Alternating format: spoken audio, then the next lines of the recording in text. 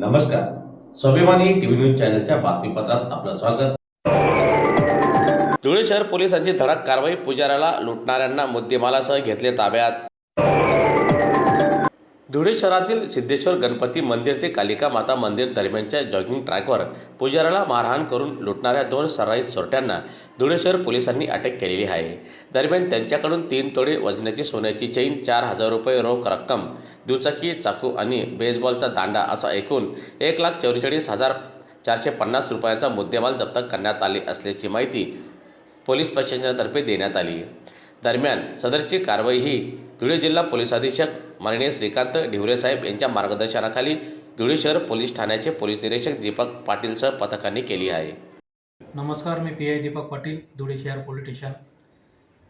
दिनांक 1/3/2025 रोजी 1600 वाजता फिर्यादी नामे दिनेश मनोहर शर्मा व 39 वर्षीय व्यवसाय पुजारी हे सिद्धेश्वर गणपती मंदिर तर कालिका माता गणपती मंदिर दरम्यान जॉगिंगवर पायी वॉकिंग करत असताना पंचमुखी मंदिराच्या पाठीमागून पांढरा नदी पात्रातून 3 अनोळखी इसम यांनी फिर्यादी यास बेसबॉलच्या दांड्याने पाठीवर मारून खाली पाडून त्यांच्या गळ्याला चाकू लावून दुखापती करून त्यांच्या गळ्यातील 3 तोळ्याची सोन्याची चेन व त्यांच्या खिशातील 4,000 रुपये जबरदस्तीने हिसकावून घेतल्याने संबंधित अनोळखी इसमाविरुद्ध गुन्हा दाखल करण्यात आला होता.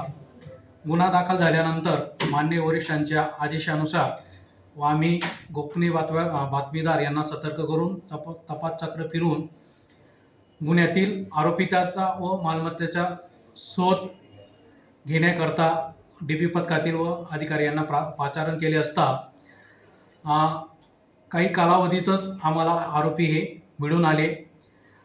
आरोपी नंबर 1 सुनील रामचंद्र गायकवाड, त्यानंतर आरोपी नंबर 2 बाळासाहेब मिलिंद देवरे यांना ताब्यात घेऊन त्यांच्या ताब्यातून एकूण 90,000 रुपये किमतीचे 3 तोळे सोन्याची चेन, त्याच्यानंतर 4,000 रुपये रोख रक्कम आणि गुन्ह्यात वापरलेली 50,000 रुपये किमतीची हुंडा शाईन कंपनीची काळ्या रंगाची मोटरसायकल व इतर लाकडी दांडा, त्याच्यानंतर काळ्या सिल्वर रंगाचा चाकू हा जप्त करण्यात आला आहे.